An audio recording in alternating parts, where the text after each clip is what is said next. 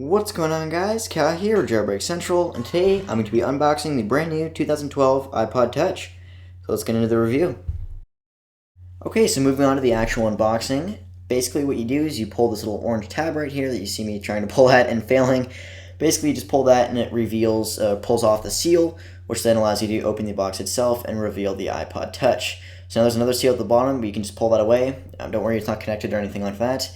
And then you have the iPod Touch itself. So now I'll get into this later, but before I do, let's unbox the rest of this device. So now once you get that out of the way, you can just pull that up and move it over. As I said before, I'll do some comparisons between that and the iPhone 5. I'll test the weight and be telling you guys about the new features and what makes it new.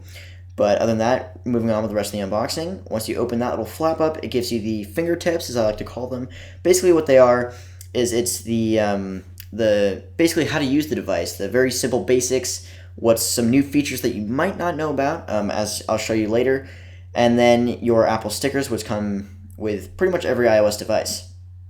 So after that, you have your new Apple EarPods. So now in the iPhone 5, they actually come with a plastic case, which you can rewrap them around, and it's a very nice traveling case that you can wrap them around. It's pretty nice. But this one just comes with a kind of a flimsy foam one. It's actually poorly designed. I don't really like it that much. I'm not sure why they couldn't just include the same one in the iPhone that the iPhone 5 came with. But whatever, minor detail. So those are the Apple EarPods. I have a review of those on my channel if you want to check it out. And then you have your lightning connector, as they call it. And basically, it's really hard to tell, but once you get it in your hands, the lightning connector is incredibly small compared to the old USB. It is very different, and you should definitely check it out. It's pretty cool.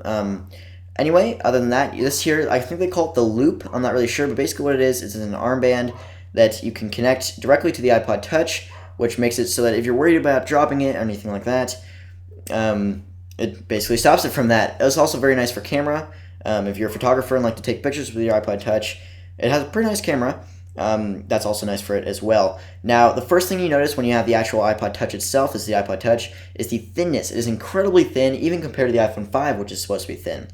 Now, another thing that you'll notice is they actually put the camera protruding out of the iPod Touch itself, so it's kind of annoying because it seems like it'd be susceptible to scratching and maybe break easily. But yeah, that's pretty much it. And then this thing right here, this little thing at the bottom, is basically you press on that, if you press in on that, it pops up, and that's where you connect your loop.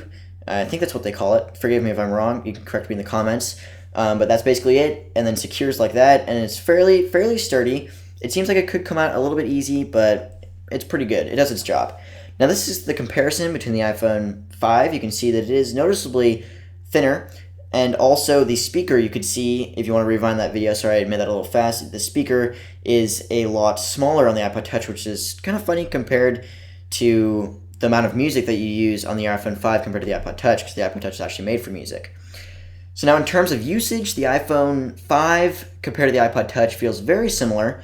There's really not a lot different about them except for obviously the phone feature and then the thinness and the weight. The iPod Touch definitely feels a lot lighter than the iPhone 5, obviously due to its thinness. But other than that, in terms of speed and performance, they feel fairly similar. Apart from that iPhone and the FaceTime icon, they're completely identical.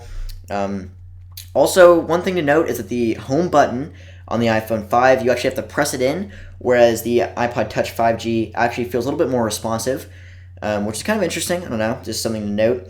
On the back here, you can see again the difference with the camera protruding out of it. But other than that, that's pretty much it. And yeah, and I ran out of room, but basically that's it. Thanks for watching, guys, and hope you guys have a great day.